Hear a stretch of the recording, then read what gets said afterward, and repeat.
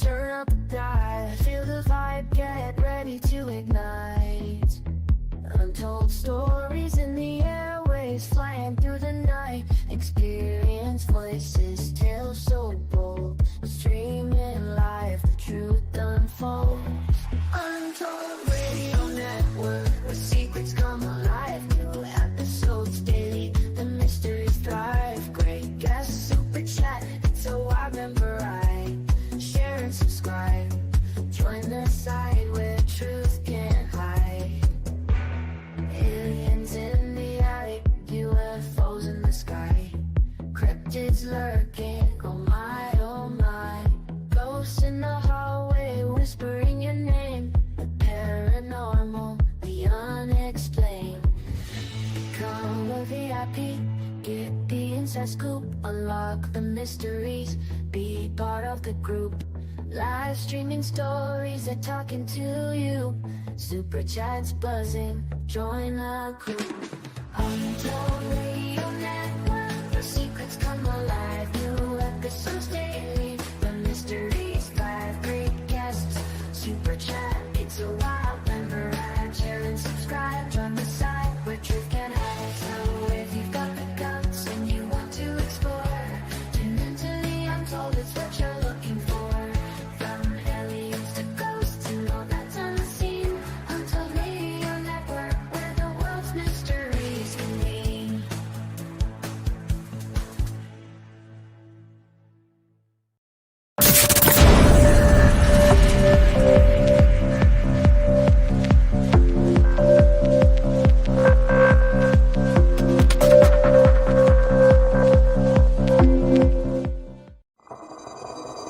The paranormal, UFOs, monsters, mysteries. You're listening to Talking Weird. And now, from a cabin deep in the Northwoods, your host, Dr. Dean Bertram.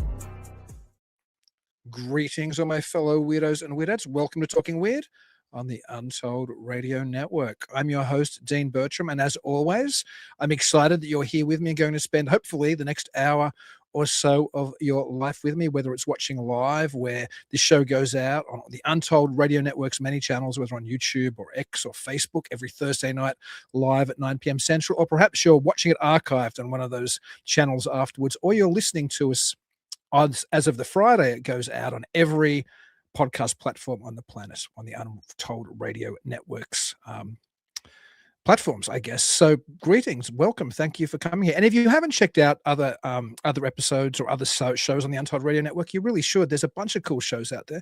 I'm grateful you're watching here, but go and check out some of the others as well, if for any reason this is the only one that you listen to or watch. I hope everybody's doing well. Of course, we've really hit winter here, and we had an early winter up here in the Northwoods. I was just outside now. I'm sure I'll talk about it a little bit with our guest tonight. I'm shooting a little short movie at the moment, and I had to go and drag lights out of the snow. I set them up before it was snowing, and by the time I finished shooting, the snow was pouring down or belting down again here in the Northwoods. But that's life. I hope you're staying warm wherever you are, and I hope you're all getting ready for the Christmas season. I know I'm super excited. I finally got our tree up here. My mother's visiting for the holidays. She might be the special guest for the Christmas episode, if you're all lucky. I know you enjoy it when my mum's here for Christmas and she does the show. She's a great character. So her and my daughter are both delighted that the tree is finally up. And I'm also delighted, particularly delighted, with our guest tonight. She was born and raised in the Badger State, in the vicinity of the small north-central Wisconsin city of Wausau. That city is still surrounded by farms, fields, and forests, and is the home to all kinds of legends, cryptids, UFO sightings, and haunted locations. And tonight she's joining with us to share some of her and her family's own experiences and encounters with strange phenomena in the area. So, as I said, I'm particularly delighted that I'm able to welcome to the show my amazing girlfriend, the one and only Samantha Krause. Hey, sweetheart. Hi, baby. It's like a baptism by fire for you tonight. You've never done a show before. Never, ever. I had to twist your arm a little bit. A little bit. Well, you twisted mine. You were like, when are you having me on the show? Probably not. No, not all. How's your day been? That's all right. Are you Cold, happy? rainy, icy. How's it in Wausau way? It's bad That's here. what it is. Yeah. Yeah. Yeah, it's bad here. I just mentioned, I'm sure you'll be happy. I haven't even had time to really talk to you about it. I just finished shooting another shot of our short film, Halloween Bird, which you're producing along with me. And you're normally here on weekends and help me shoot, but I try to squeeze in some takes during the week if I can. I think I got one. It's painful by myself when you're not here. Oh, you just fine. You think? Are you I think so. are you enjoying making this film? Yeah, it's been fun. I've had a lot of fun. We're going to have a lot of fun tonight where there's people in the chat who are excited. I think that you're coming on. There's Horace Smith, my good friend. We have a new member of the channel, Cryptid. What is it? It's Cryptical Crossroads. Greetings, Cryptical Crossroads. Thank you for joining the Untold Radio Network. Melissa Dawn is in the chat as well. Hey, Melissa, thank you so much for dropping in. I've been a guest on her show. Is it called The Order of the Velvet Bite, Melissa, or is it just called Velvet Bite Radio? I did it recently. I talked about my time in Romania visiting Dracula's castle when I was a kid. Her show's great. Melissa's a veteran podcaster, and we've been on each other's shows over the years, which is fantastic. Lots of people saying hello to you, including Melissa, and I think her husband is going to be here soon as well, Mike, which is awesome. Be nice to see him in the chat. So anything spooky recently in Warsaw?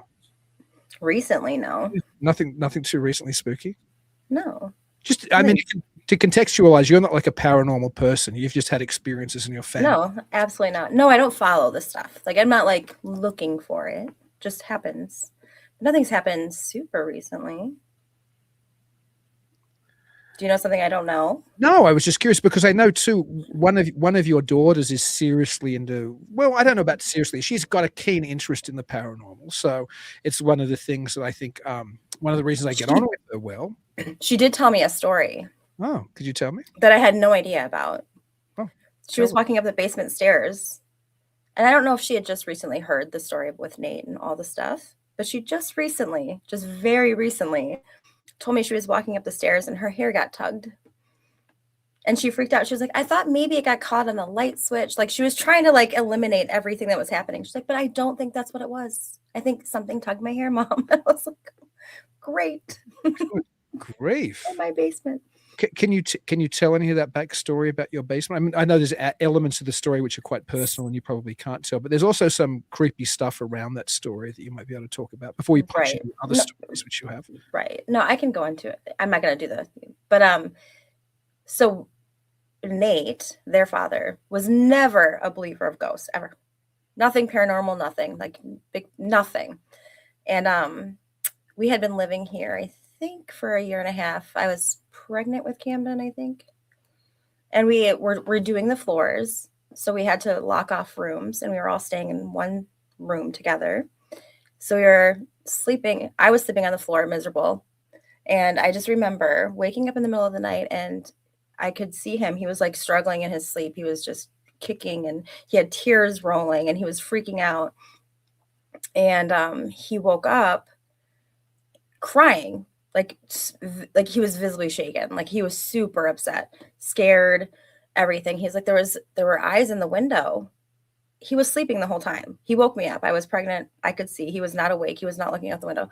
But he's like, there were eyes in the window, and they were this thing was begging me to come in. It was begging me to come in the house, and I was like, you didn't invite it, did you? Like, you didn't say come on in, did you? Didn't answer that question, but he was shaken. And then after that incident, he started getting like things happening, like things were happening to him. He'd go in the basement. He was working on a bar. He was doing all these like woodworking things, but he would get like a tap on the shoulder or he would hear his name and there was nobody there ever. And it was always in the same area in the basement. There's one room in the basement and it like wraps around where the stairs are, where Arlie would have been coming up. But like and he felt the tap when he was coming up the stairs.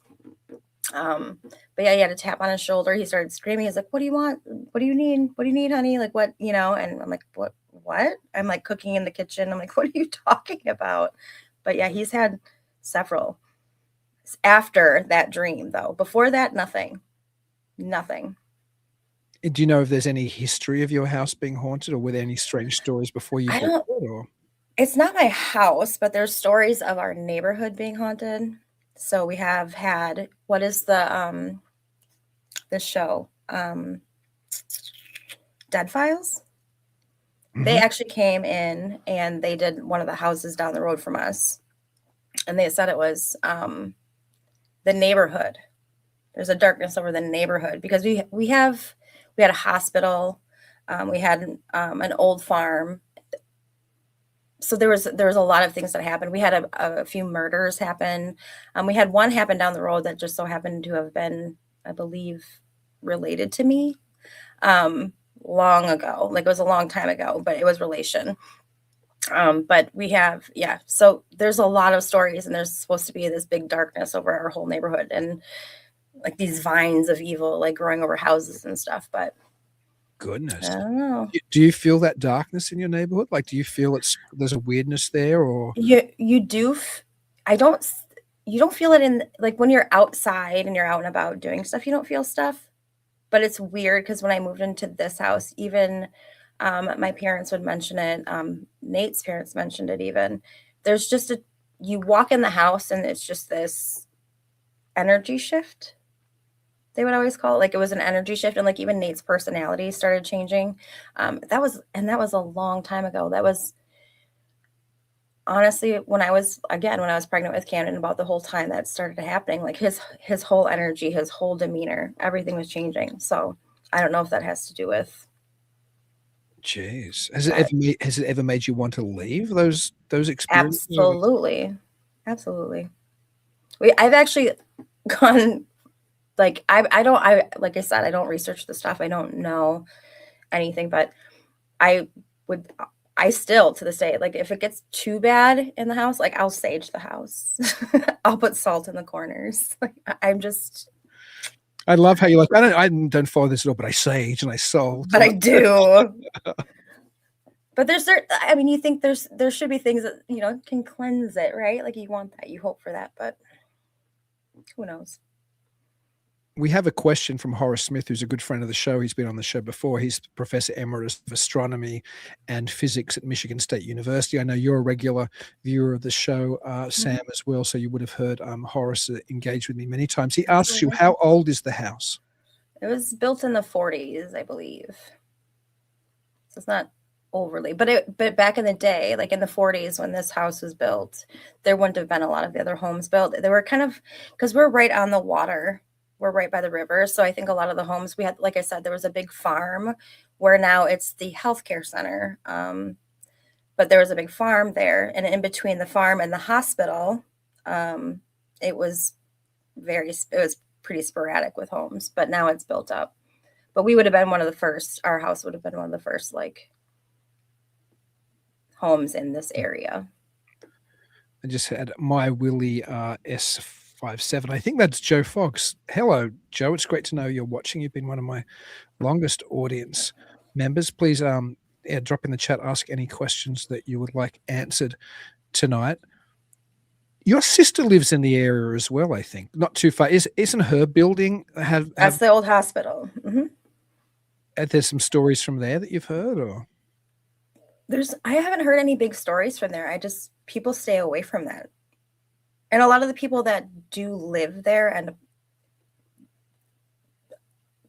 it's just nothing good comes from them living there, I guess. But I don't have any like horror stories or anything from there, or anything like super intense. Isn't it like a mortuary, or there was where they put the bodies? Yeah, it's still there. They have the yep, same building. It's the whole hospital, like all of the mortuary, that's still there. I think they kept all that like as is, kind of. When you walk in, you can see it's like a funeral home / hospital. Everything was done there, so It's old, like they have old copper like decorations all over the building. It's just a very ominous looking building. I was just about to sneeze everywhere. The film that we're making called Halloween Bird, there's some bird feed. I don't know what Did it is. you There's, move the there's bird something in this seed? bird seed. Yeah, today we were using the bag, and it gets Did you up my take it nose. outside?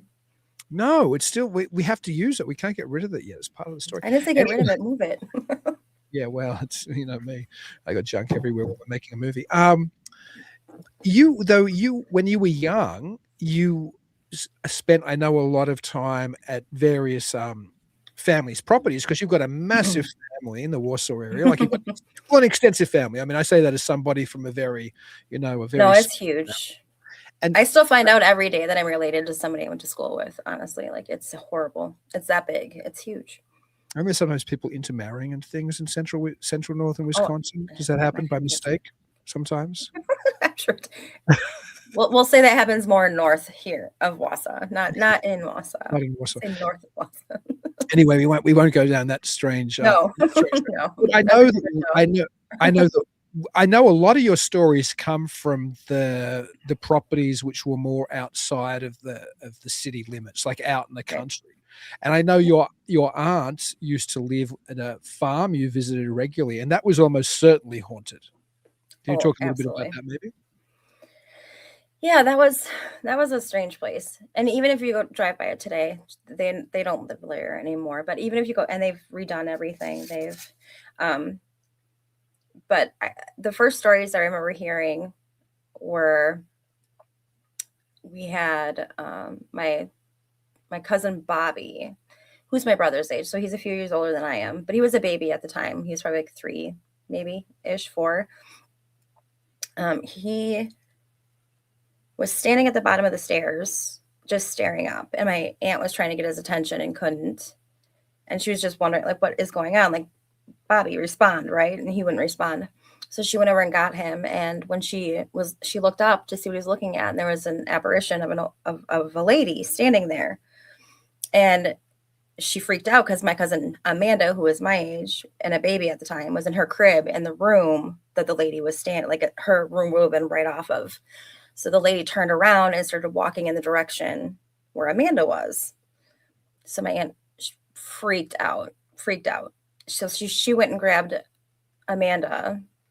And then after that happened, they blocked off the stairway and they all slept in the living room for months.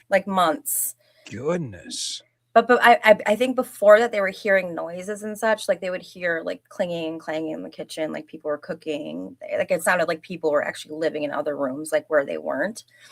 But that started the whole like, oh, something's not right.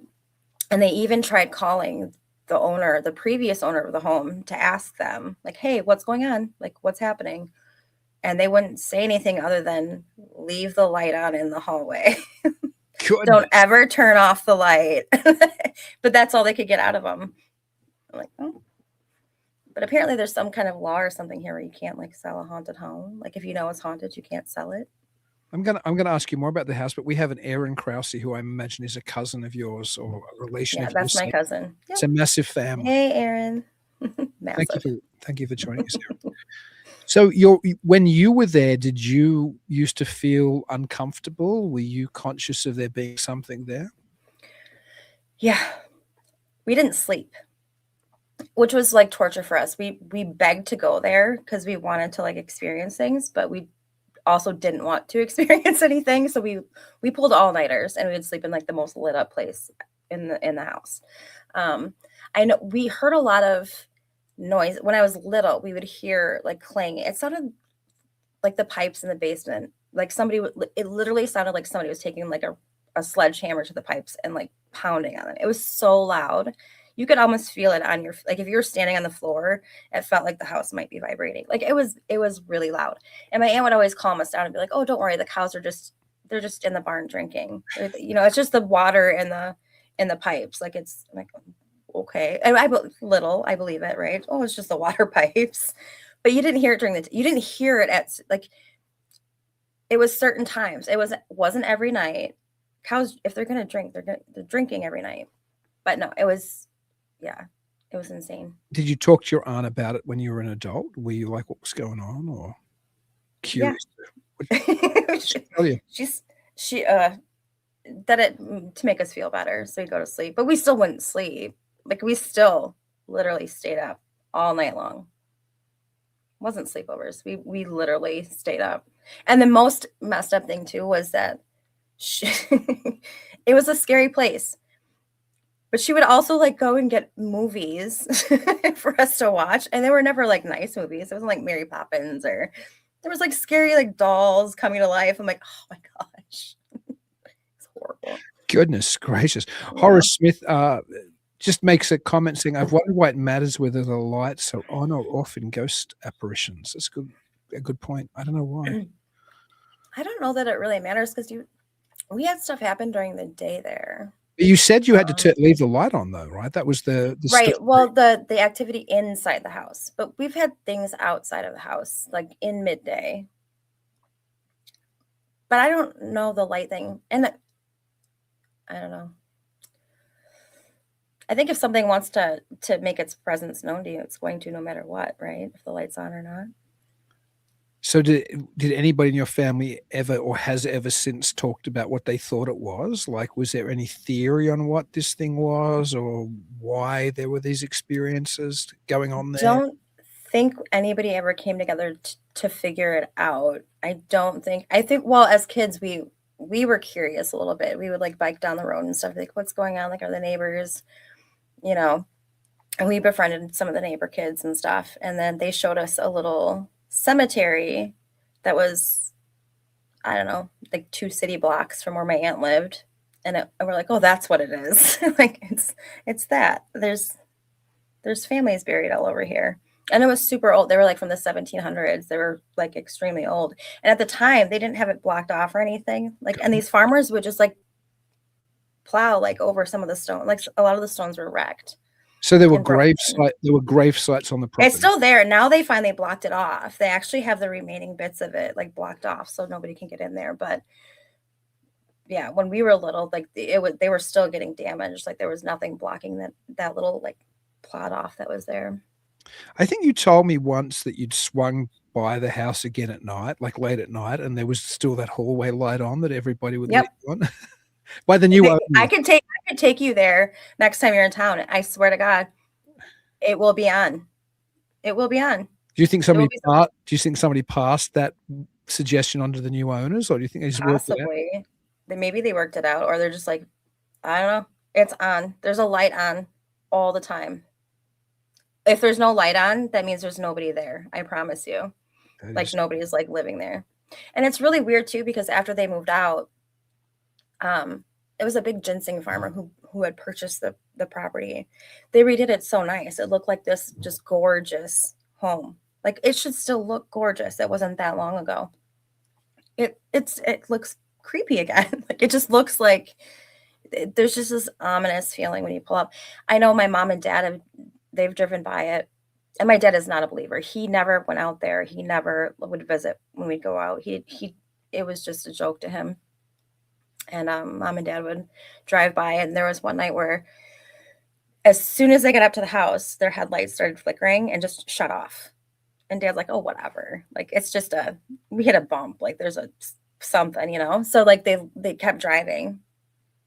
And as I got like a little ways away, the headlights came back on. And mom's like, no, turn back around, see what happens. So dad turned back around, went back in front of the house. Same thing happened. Lights went out. Now dad's like, ugh. Like, your cousin Aaron said a presence. I have been and am a believer in general. I really like your dad and mum and your dad to change the property story, because your family have so many properties in the and Aaron, I don't think Aaron's ever heard these stories. I don't know. Oh, well, maybe Aaron will be in for a treat then. Your dad, although you said he's not a believer, one of the times I've been hanging with him fairly briefly, I think we were at a baseball game. He told me a couple of stories that I asked you to find out more about that you could talk about on the show tonight, because I was so curious about them. So I didn't get much more on those, but I got more. Okay, well, could you? All right, okay. Well, I got the one. Okay, so my grandpa. So they lived on 80 acres. they did not have plumbing. So they had an outhouse. So apparently Grandpa one night had to go late at night, going to the outhouse. He was sitting down on the outhouse. It wasn't like fully covered. There was like a window out. And all of a sudden he had seen a huge bright light from across the, I don't know if you remember when you stand like by the hill and you can see like down the hill before the river. The gorgeous. So that's kind of where that, yeah, it's gorgeous. But he had seen a bright light and it was just there and then disappeared. And he's like, I'm so glad I was sitting down on the toilet when that happened, because he was terrified. And Grandpa doesn't really get scared much. I don't remember Grandpa ever being scared of anything. Did your grandpa suggest what he thought it might have been, that light? I'm pretty sure he thought it was a UFO. Well, it's in the middle of nowhere, so I mean that's a legitimate explanation as any. Well, I think what creeps me out more is the stories that Dad was telling me later was so like in the same area. So we have another family that lives down the road that my dad was really close with. And one of his good friends was working. And back then they didn't like drive. They walked everywhere, even from like school, like the whole, like, 10 miles up and down. Like that was true that they did that. But so he was working and he was closing down the restaurant. So it was late and he had to walk home. And while he was walking, there was a light following him. So it was chasing him.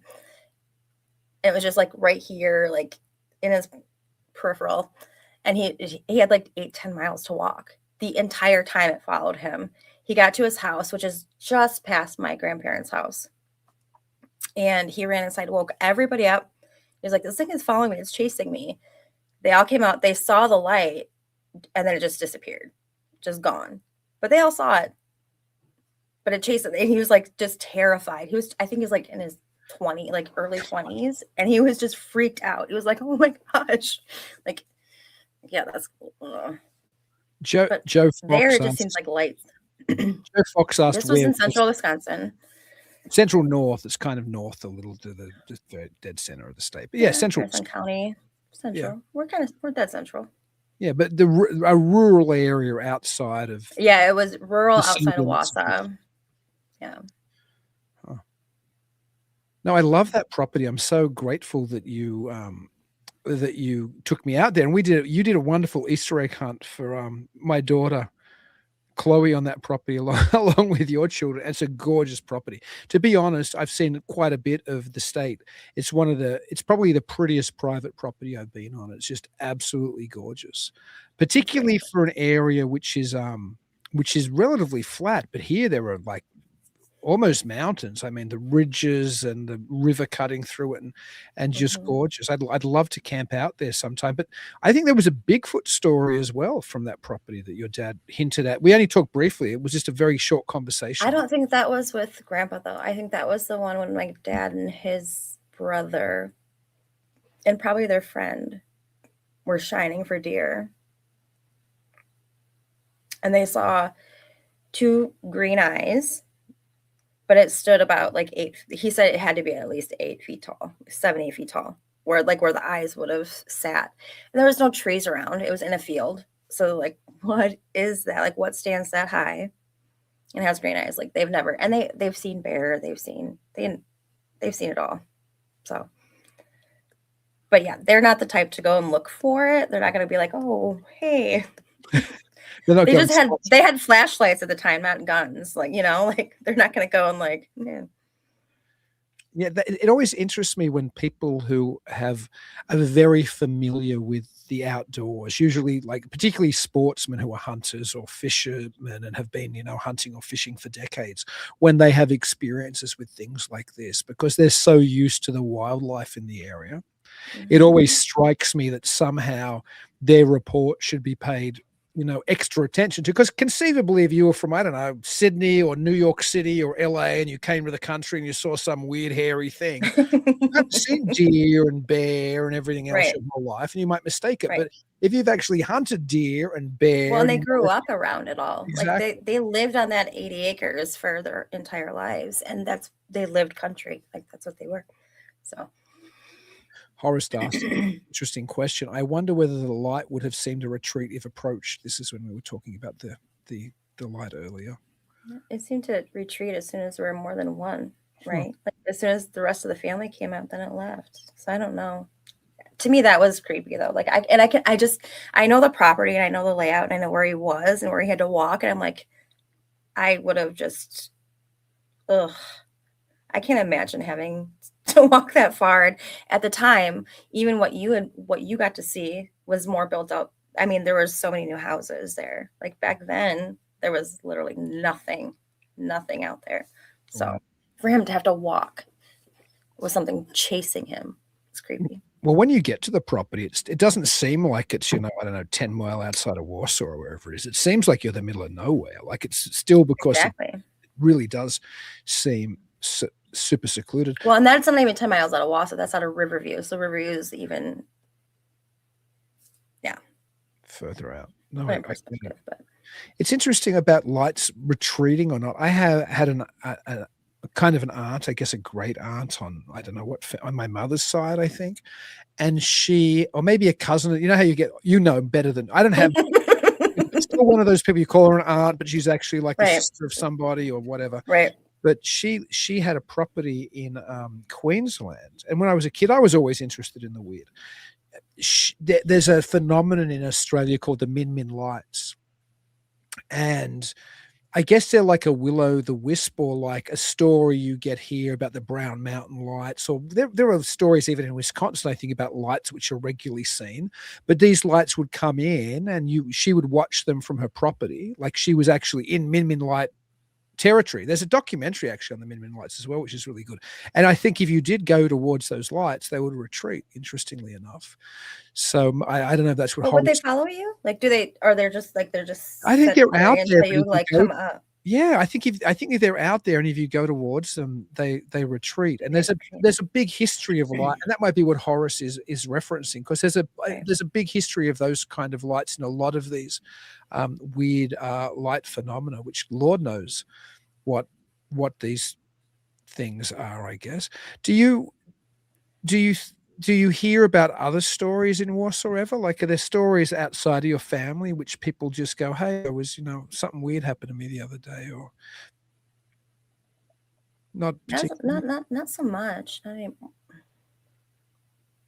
When you were young? But there's a lot of haunted places Right. in Warsaw, but I don't hear it from, but again, I don't think that's something people like. Wasn't the Bye-Bye Man story from Warsaw or something? That is from Wausau, yeah. Can you But I didn't know that until. tell a little bit about that, whatever you know of it, because I know you're not an expert in this stuff. But you have. No, I didn't. I had no idea. So you were the one that taught me about the Bye-Bye Man. No, Chad Lewis, was it? Was that? Okay. Probably Chad's book, yeah. Yeah. Okay. So when we were doing our stuff with the girls, then I was like, the Bye-Bye Man. And then you were like reading into it. And I was like, oh, that makes so much sense. So yeah, the Bye-Bye Man is what? So it's a ghost that, like, if you see him, you end up dead, right? And then he had interviewed some people from Wausau, and it made sense because the location he was saying, we've had like multiple murders. It's just not a good place. Like it's by the river, and it used to be like it was an industrial at some point, but it all like went away. So it was just like dark and like it wasn't a place you went. But yeah, we've had, since I was little, I think I know of at least 2 or 3 people who died in that area of the Bye-Bye Man along the tracks, or the tracks were close. And then there was, yeah. So the rail tracks that go down to a river. They go close to it. Yes. There's a bridge right by it. So the bridge actually, so like where they lit it up now. Now they have like a big restaurant, and they made a big path and they lit it all up, which is probably smart. But yeah, there's like a railroad, there's a train trestle all the way through. I wonder if the Bye-Bye Man's been chased away by all the modern changes. Hopefully. I don't think so. No, but they actually found 2 people last year in the river. Who knows? Maybe it was the Bye-Bye Man. Well, very well may have been the Bye-Bye Man. I mean, to be honest, Wisconsin is a weird place. It's weird. The whole reason I run a festival now called Midwest Weird Fest, and we're at the 10th anniversary this year, is because I picked up the late Linda Godfrey's. What a wonderful lady who I actually got to meet when we world premiered her feature documentary, Return to Wildcat Mountain, at Midwest Weird Fest. She wrote a book. She wrote a dozen books, but she wrote a book called Weird Wisconsin. And when I picked that book up, I realized how weird this state is. And I mean, probably the whole state, but the center of Wisconsin is loaded with weird stuff, and that's one of the reasons. Last summer, we took your daughter and a friend, your youngest daughter and her best friend, and my daughter, and we did a little bit of kind of legend tripping in the areas around here because there's so many weird places you can visit. There's a lot of weird places, and you keep learning new places too. Like every time the more people you meet and the more locals you talk to, like that are comfortable, just like. You hear things, but I don't like the Wendigo. I've never heard of that either. Well, I don't know if I've not heard of it. I've just not paid attention to it. But now it's funny because being like I'm on hunter like groups and stuff, and people post like, "What are these tracks? What is this?" And everybody's like, "Oh, it's the Wendigo." Like, hilarious. Well, it's Wendigo territory though. Like we're in Wendigo territory, this part of the world. That's interesting too, because you've spent a lot of time yourself in the woods hunting and playing when you were a kid, and doing various things. Have you, when you've been out there, ever felt a time where I've never asked you this actually? Have you ever felt a time when you were uncomfortable or something seemed off? Or no, that was my go-to space. So I think that was like. It was my grandpa's space, like my family space, like the good memories that I had. So every time I go out there, that was when I wanted to feel good. So maybe I didn't accept any kind of, I didn't want it. It's my peaceful spot. Well, maybe I did have like my big fear was like, the bobcats and such. That I was more afraid of that than anything. But no, that was truly like I go there and I space and I watch nature, and that's what I do.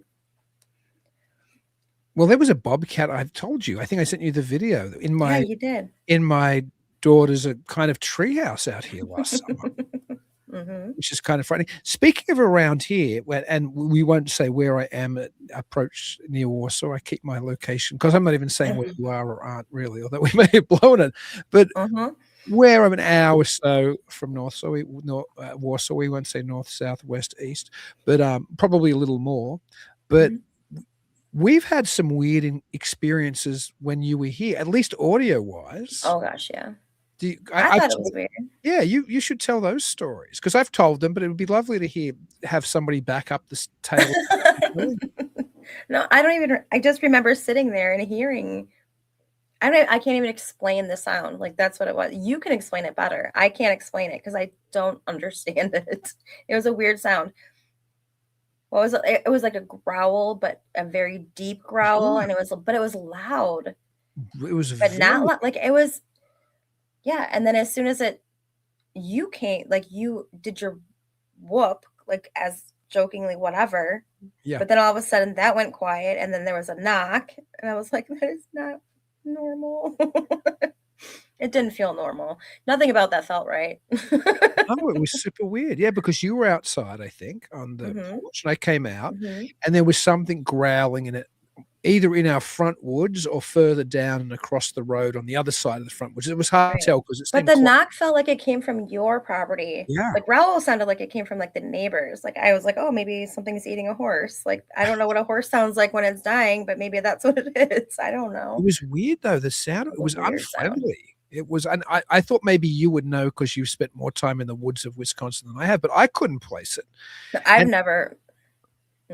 And there was it was almost like out of an episode of Finding Bigfoot. Like when I did my whoop to be funny, which I regularly do anyway with the kids, even when you and I are out there, at night just hanging out on my porch, I whoop sometimes to be funny, or I whoop to make the owls respond, and I make owl noises. It's just always part of the shtick.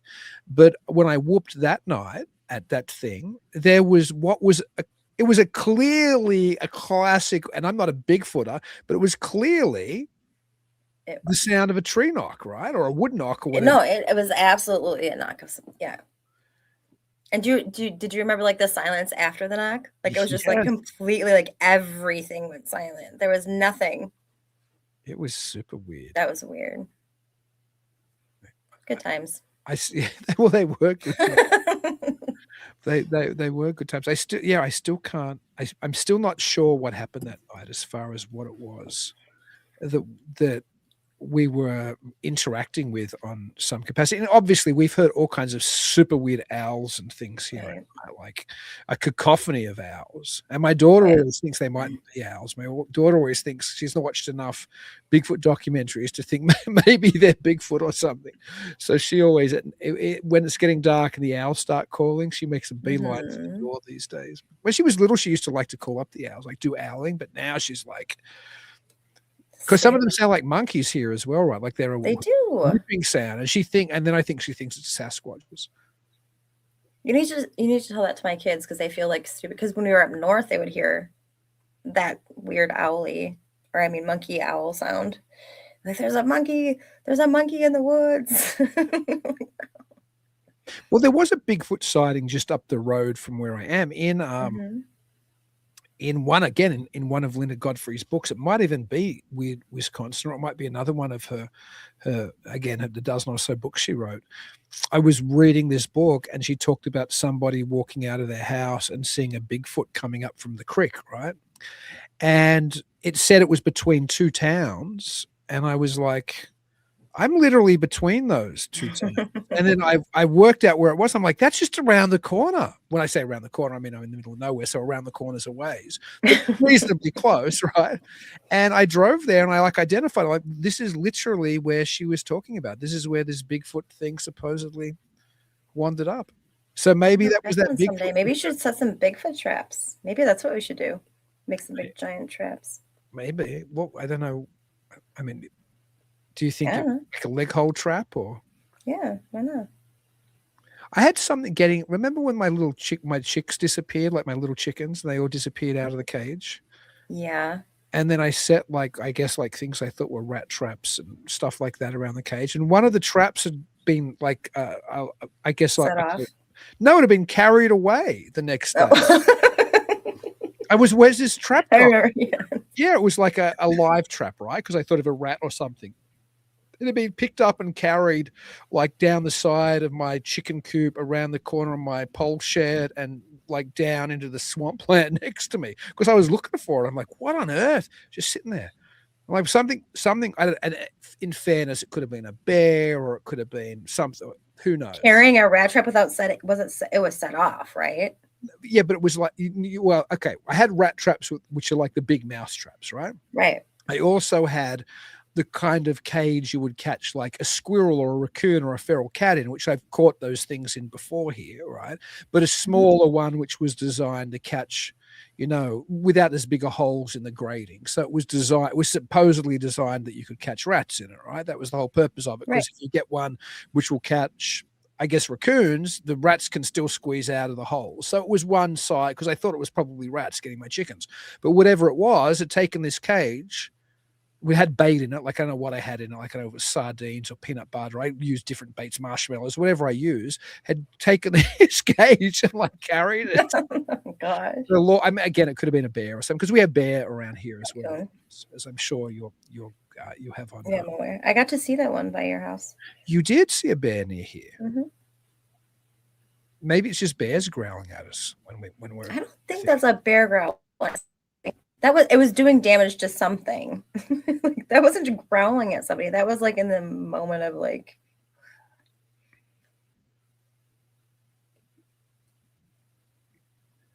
Have you frozen? Did I lose you? Or have I frozen? I froze. Oh, okay. That's okay. If you needed to log on and log off again, you can. I can keep chatting while you do it. We've got a comment here from my good friend Joe Fox. I've been hunting the deep woods for almost 40 years, plenty of uncomfortable moments, but never anything to put my finger on. Yeah, I've been out in I've been out in both the bush in Australia and even my woods here, my back 40, I guess, here, and there have been times where I felt strange. That's for sure. Horace asked a time of year. If you were asking, I'm not sure if you're responding to Joe Fox or you're asking us when we heard um, that strange growling sound. It was this year. It was probably, I'd say it was still the summer. It wasn't the fall yet. If it was the fall, it was the very early fall. I think it was the summer still, though. It was probably, I'm guessing, August when we heard that. It was super, super strange. But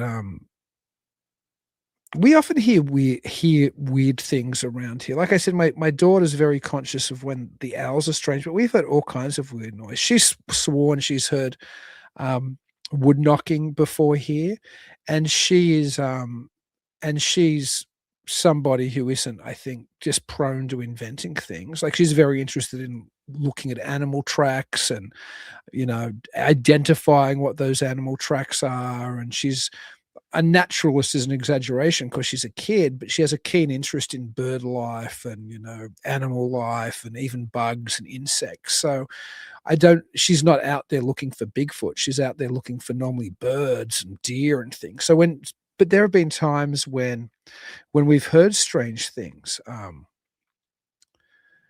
in the woods. And I mean, I don't know. As anybody who's a regular listener or viewer of the show knows, I don't actually believe there is um, uh, an undiscovered North American ape or a relict hominid. I think it's something far stranger, as I think all of this stuff is, whether it's UFOs or ghosts or whatever, whatever part of the Fortean universe we inhabit. I think something far stranger is going on. Mind you, that doesn't mean things don't become physical. I mean, clearly there are Bigfoot tracks. Clearly there are things interacting with our physical reality, both in the ghostly world and in the cryptid world and in the UFO world. And we just had Steamboat TX say it is more than flesh and blood. I absolutely agree with you. He also said, or she said, everything can kill you in the outback, and in Australia, ain't that the absolute truth? Hey, gorgeous, you're back. I'm sorry about that. That's okay. These things There's too many things streaming. that can happen. My net's better. What I used to do, like I guess more than a year ago, before I had the better internet than I do now, you couldn't stream anything here while I was doing the show. It would just grind to a halt. We shouldn't have a problem. Like we really shouldn't. But oh well, these things happen. Sorry about that. That's all right. You don't have to be sorry. So what have you found interesting since you and I have been dating for a couple of years now? Like, as far as the world, as far as the loaded question, Nate. No, as far as the world, well, except how wonderful I am, but as far as the world of the weird goes, like, I mean, I guess I mean, you'd obviously experienced it, you'd heard people experience it, but you've kind of, I guess, been exposed to theorizing more, because I talk about it every week on the show, and you have to suffer me making movies about it, you have to suffer me talking about it all the time. Have you had any changing perspective or changing interest? I've never asked you this off of the show tonight either. Not like ghostly wise. I think I grew up in a generation where like we had the internet, so we had the ghost podcasts and all those kinds of things. So those, you hear the stories, you're like, whatever. Like I just, I think what I find most interesting is nothing we talked about tonight, but I think the shaver stuff, like I start looking at things that way a lot differently. Like, oh, where are these people coming from? Like, what's their background? Like how you dig into that stuff. And that's interesting to me. But well, yeah, because that must have been the weirdest baptism of weird fire for you. That was super weird. First of all, like the Shaver Mysteries sounds whack. It's harder to explain that than to explain Bigfoot or UFOs or ghosts. Like I absolutely agree. Like I feel like that there's so many rabbit holes with that story that So just for most of the audience probably know, because I've talked about this film I'm making, The Man Who Invented Flying Saucers, about Ray Palmer, who was a famous pulp editor of science fiction pulp. And then he discovered an author called Richard Shaver, who claimed his science fiction type experiences were real. And there was underground, essentially aliens messing with him. And there were also underground aliens who were friendly. And it spawned this series of stories called The Shaver Mystery, just at the dawn of ufology, before Kenneth Arnold saw 9 crescent-shaped crafts near Mount Rainier in June 24, 1947, which started the modern UFO era. The Shaver Mystery was already a thing known about by millions of Americans at that time. So I'm making a documentary about that. And I'd already shot some of the film before I met you. So I was kind of shaping it, some of the stuff I shot, into the short version or a short segment of the movie called The Shaver Mystery, which we've had a lot of success with. And then you kind of came on board when the feature was still shooting. So you've got to go and meet people who are into The Shaver Mystery, like Brian Emmerich, our good friend and another producer on the movie now. You came with me when we first, you saw Shaver art in person at the exact same moment I saw it. Which is awesome. That was so much fun. Was it weird, though, seeing Richard Shaver artwork, which supposedly proved the existence of these antediluvial It proved it, huh? No, it was weird. But I don't know. I was so grateful to have seen it. Well, you humored me. I guess you humored Brian, but you were very still nice about it. It's weird. Like, if you're not part of it is weird. And that's why I like the story. Like, I might not be doing cartwheels like you and, like, you know, doing documentaries and stuff, but, like, it's super interesting. And I think anybody else would be just as interested. Horace Smith just said his book on Shaver's art arrived today. Dean gave me the tip that it was available. I think that was the book written by Ray Palmer with Richard Shaver's final book in it. Shortly before Shaver died, this was printed, which was called The Secret World. I think it's the blue covered book you're talking about, Horace, which is amazing. I also recommended Richard Toronto's wonderful books, Rock Fogo, which look at Richard Toronto's producer on the film with you and Brian Emmerich. But no, the artwork's amazing, and I can only imagine what it must have been like for you. Like, you know me then when you started doing the film with me. Yeah, but not enough. Yeah, and I don't think I knew enough of the story. I think that's what kind of got me into the story, though. Like, you showing me those things, and I was like, wait, what's this? This is kind of neat. Did you think I was mad at all when you first knew me? And I start like absolutely about the shape of me. I think you're completely crazy. Well, probably. Are you enjoying? Are you enjoying the journey of the man who invented flying saucers? Absolutely. Yeah, it's a good story. What's been the highlight of the film so far for you? I think there's a lot of highlights, honestly, because I learned something different each place. Like, every place we've been, I've learned something, like, just blows my mind. So I can't say there's a highlight. I can say highlights based on, like, trips and, like, what we've done, but yeah, what was your highlight shooting it? Because we've been to West Coast once, East Coast twice. We've been. I'm going to say Arkansas was my highlight for the film. And what was Arkansas, for those who don't know? The Shaver Shack. The Shaver and the grave. And the grave. And the house where Richard spent the last, 12, 13 years of his life, which still stands. But the grave was, the grave, like, doing that with you, like, that was very, I don't know. It was very touching. I like that one. Yeah, that's my favorite. And we had my daughter and we had your oldest daughter with us, which was so it was quite a wonderful experience. A strange experience. I wonder when they both your daughter's almost an adult now. She's like almost 17, but I wonder when they're both adults, if they'll look back at that trip. Like, my daughter still really is a little kid. If they look back and go, why on earth would we go on this trip? Well, the film will be out hopefully by then, so they can contextualize it. Right. I don't know. I think they'll get it once they see it. Are you enjoying filmmaking? Because I don't think you've done film studies at college, but not at college. That was high school. But I never. At a theoretical level, like you hadn't swung a camera. Right. And you've shot a lot of the Shaver Mystery. Because when I'm in front of the camera, you're normally the person who's rolling that. I'm not doing anything. I'm just You tell me when to stop it. I don't do that. You're still operating camera, you know what I mean? What's it been like to become a filmmaker when I guess you weren't 2 years ago? Very different. It's interesting. Learning lots. A lot about you more so than filmmaking, I think. Learning a lot. What did you learn about me? Yeah, probably not for the show. You're a mad control freak and you're a monster and I hate you. I'm joking. Not at all. No, I'm totally joking. I don't think those things.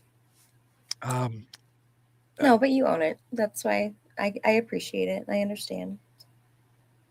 Well, you're super supportive. Joe Fox asked where on the East Coast. Well, we did 2 trips to the East Coast. We did one to Brooklyn, where we first met Brian Emmerich, who is the world's preeminent collector of shaver ephemera and shaver He's art. so sweet too. He's incredibly sweet. He's become one of my best friends. I didn't even know him like 2 years ago. And so he very kindly, showed us his collect. And then he became involved with the film. He's a producer now. In fact, without Brian Emmerich, who was introduced to me by Richard Toronto, who's the world's preeminent shaver and palmer biographer, who's also a producer of the film wouldn't be anything like it is. I mean, so many of the materials, the photos, the artwork, the inside knowledge, that comes from Brian and it comes from Richard. Without those guys, this movie would have been very impoverished. The other trip, though, we also, after we did the Brooklyn trip, we also went to New Jersey because the Shaver Mystery was playing at a film festival in New Jersey. So we were able to shoot some of the feature that trip, and we were also able to go and present the short. The next trip was, I think it was over a year later, and Brian Emmerich came with us on this trip because by then he's in for a penny, in for a pound. He's a producer. He drove us. So we went to New York City, where we interviewed Charles Lear about the influence of, who's a great author of history about ufology. We interviewed Charles about Ray Palmer's initial, I suppose, involvement in the creation of UFO belief, as well with about Shaver. He knew quite a bit about Shaver as well, and we interviewed Norman, who was a major art dealer who sold most of this artwork to people like Brian Emmerich and everybody else. The Shaver stuff went through his hands, and he's super knowledgeable about Shaver. And then we went and interviewed the incredible Doug Skinner. Doug Skinner is... I love that one too, by the way. That was another highlight, I think. I know. I love Doug so much. And I met him years ago when I met John Keel at Fort Fest in Maryland. I met Doug. And Doug, the funny thing at the time, I knew the significance of Shaver and Palmer because I was doing my PhD dissertation at the time. And I had a questionnaire at Fort Fest, and for attendees, I had it all over America when I went to various UFO museums and UFO hotspots and UFO conventions. But I was at Fort Fest, Maryland, and Doug Skinner was standing next to me, and we were talking, and I had this questionnaire I was handing out to people, and somebody asked, what are the Darrow and the Tarot? Because one of my explanations was, what do you think the UFOs are or something? And Darrow, and they're obviously the good guys and the bad guys in the Shaver mythology. And I never talked to Doug about Shaver before, and Doug instantly just starts explaining to them, what the Tarot are. So flash forward 2 decades, and since then he'd written the forward to one of Richard Toronto's books. He became very well known presenting talks on Shaver at various Shaver art exhibitions. One of the world's preeminent scholars on Shaver and Palmer, along with probably Richard Toronto and of course Brian Emmerich, and also the heir of John Keel in some ways. He was John Keel's best friend, and he still had an incredible collection of. That was really cool. My goodness! Remember John Keel's little black book? He still had. Yes. He had a lot of really cool stuff. Yeah, no, I really liked Doug. And so we got to interview Doug, which was amazing. And then we got to go and interview a father and son team who are major collectors of early pulp fiction magazines and fanzines, and who did a wonderful job of explaining the influence of Palmer, not just on ufology, but on science fiction in the early days. David and Daniel Ritter are their names. They've got some amazing books that they've written about that period in time. So that was, that anyway, that long story short, that's where we went on the East Coast. And then we went, New York, somewhere between New York and Massachusetts, and then Massachusetts to shoot that stuff. It was a great trip. A lot of fun. A lot of fun. But it's been a lot of fun talking to you tonight as well. We'll have to have you back on again. That's what I always tell guys. We really will have to have you back on again. Any other weird stories you want to share? I have more stories, but we can do that another time. We can share them. If you have another one you want to share. No, not right now. You want to save the story. What about I can hear doors slamming downstairs. So I'm like, the ghost or the ghost of the children. The ghost. Don't say the ghost of the children. The ghost or the children. I said, Oh, gotcha. And are you enjoying making a non-documentary film with me at the moment, like essentially a horror short film called Halloween Bird? What's that been like? Good. No, I do like it. It's fun. Yeah, I'm learning a lot more, like camera-wise and stuff with this than I am like the documentary. So I do appreciate that a lot. And I do have fun with you. I think it's we always have fun, but I mean, you're a wonderful producer too. Are you enjoying the process of making Yeah, I'm enjoying it. Okay. Well, I like when you sent me the little things and you're like, this is what I got. I love that. I have to send you what I shot today before I had to hustle to get on this show. I was still shooting at like 8:40 tonight, and then I had to pack down. It had started snowing. I had to drag lights from outside because they were, punching through the. I'm glad it didn't rain for you and freeze like it did here. Well, no, it was like a snowy, sleety stuff. It was it rained first here. Okay. And then snowy sleet, so it was really bad. It rained here, but it was a winter. What do they call it? Winter mix. Winter mix. Yeah. Mm-hmm. I think it was something like that. And well, thank you, Joe. Merry Christmas to you as well. He said he enjoyed the show tonight, and I enjoyed talking. Sorry. Amateur mistake. The cell phone going off. No, I have it for an emergency, so my kids can get through when they have to. Well, that's probably as appropriate ending to this show as perhaps anything else. Thank you so much, honey, for being on the show with me. It was great chat to you. And until we're going to have you back to tell more weird stories. And until I get to talk to you again, honey, which probably will be after the show, after you've put out whatever fire is going on. Stop.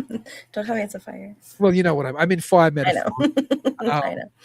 And until I get to talk to everybody else out there, which will actually be next week, which is Christmas. We're a week from Christmas now. Can you believe that?